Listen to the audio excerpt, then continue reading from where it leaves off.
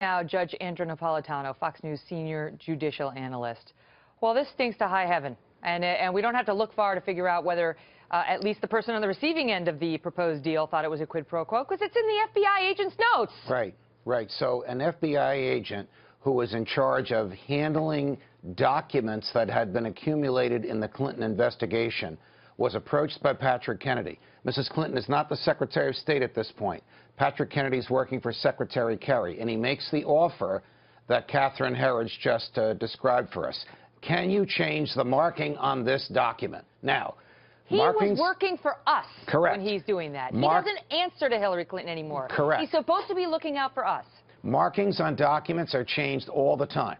They're changed so that people at a lower level of security clearance can read documents that they otherwise wouldn't be able to read because they need to see what's in there. But they are never, ever, ever lawfully changed after they've been subpoenaed and when they've been accumulated as evidence in a criminal investigation. And it was under that circumstance that Patrick Kennedy asked this FBI agent, whose name we haven't been given, but who obviously reported it to his bosses, to make those changes, which, of course, he refused to make. And let's say Patrick Kennedy, who is, again, he is neck deep in Benghazi. I mean, the blame there was plenty to go around when it came to how that hit was handled, the absence of security, despite the begging of Ambassador Chris Stevens and others.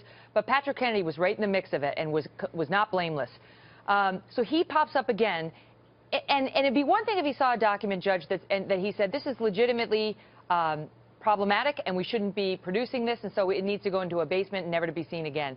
But if that were true, he wouldn't have to be offering the FBI all these carrots to get them to agree to his little proposal. The offering of the carrot, as you put it, even though it was not accepted by the FBI, is an attempt to commit bribery. The FBI didn't see it that way. They didn't charge him with anything, either because they felt they couldn't prove the case, or maybe the FBI was in the tank for Mrs. Clinton and all of her people from day one of these investigations. No, that's not easy to believe. It's very, very difficult to believe. I agree with you. But the evidence is there in the FBI document, which came out over the weekend. He offered me something of value, not to me personally, but to the FBI, if we would alter evidence. So that's an effort to bribe, to deface evidence, to obstruct justice. Was anybody charged with any of those crimes? No.